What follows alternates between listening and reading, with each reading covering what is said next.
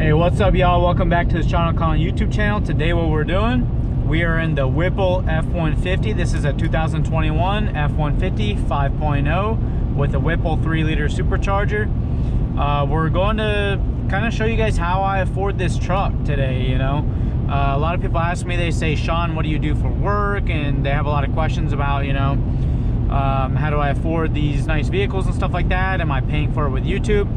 I pay for very little of what I have from YouTube. I only make like $100 a month on YouTube, so that's not like a good amount of money. But what I'm gonna do is I'm gonna take you guys along with me today and show you guys how I make some money, so I can support my hobbies, because my hobbies are expensive when it comes to you know, having a newer supercharged truck, having a supercharged Mustang and things like that. Like, those things are not cheap. You know, you guys have seen all the ATVs and stuff I've had in the past.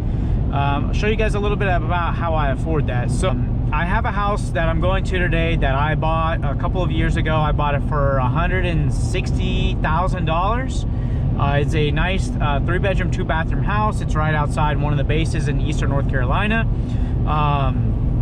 So I bought that house for pretty cheap, and when I first bought it, I had a 4% interest rate on the house.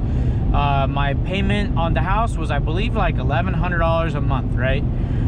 So I paid that. You know, I've been paying on it for a couple years, and whenever COVID happened, the rates came down significantly. So what I did was I refinanced that house, and I got a low interest rate. I got a 2.5 interest rate on that.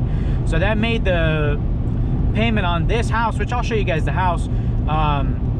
I made the payment on that house about $900, a little less than $900 a month, and that's for the mortgage itself, the property taxes, as well as the insurance on the house. I have new tenants in the house. They've been in the house since January of 2024, and unfortunately, since they moved in the house, there was a storm recently here in Eastern North Carolina. It was pretty bad, like 40-mile-an-hour wind gusts, and with that, the home had some damage. Luckily, not to the home itself, but to the fence, right? So I like to have all my rental houses, I like them to have a fence, so that way, if somebody has a pet, the pet, like a dog, the dog can go outside and use the bathroom. And for a lot of people looking at homes, that's one thing, like homes for rent, a fence is one thing that sets my house aside from a lot of these other houses that are for rent. If you look at all these houses that are for rent from companies and things like that, they don't put a fence on the house. I don't know why. Because they're missing out on a lot of customers, I think. But I like to have a house with a fence. With that, a tree fell on the fence in the backyard. So today what I'm doing is I'm gonna go over and I'm gonna fix that fence on the house, and I'm gonna show you guys how I use this as a tax write-off. Everything that I basically buy to do this repair, I'm going to write off on my taxes. So that way, whenever I go to do my taxes at the beginning of the year for the previous year, I am not taxed on the income that this property produces. So this house, it cash flows $600 a month, you know, because the mortgage is, with property tax and insurance, is $900 a month. The rent payment on the house is $1,500 a month. All right, so this is my rental house right here. It's a little 3-bedroom, 2-bath, nothing crazy. A little bit of woods, not a bad investment. 160,000 bucks. It's probably worth about 250 right now. All right, so here's the situation I'm dealing with right here. Just got to replace this fence and this fence right here. This is the tree. I have it mainly cut up for the most part.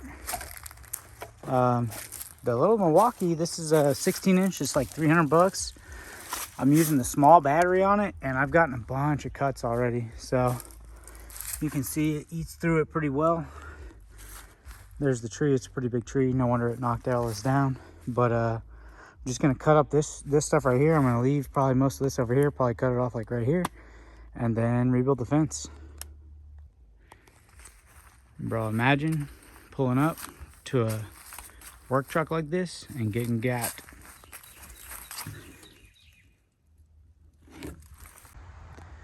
So y'all can see it's a pretty big tree.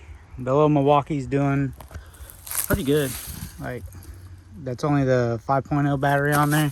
It's 18 volt. Got a bunch of cuts over here, and I'll probably cut this just so it's not like leaning so crazy like that. All right, so update on the tree.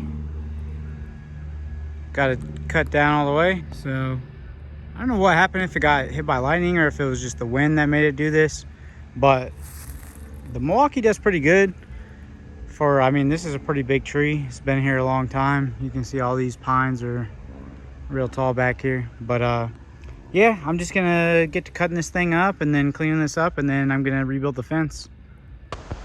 All right, little update on the progress. So I got that side of the fence built.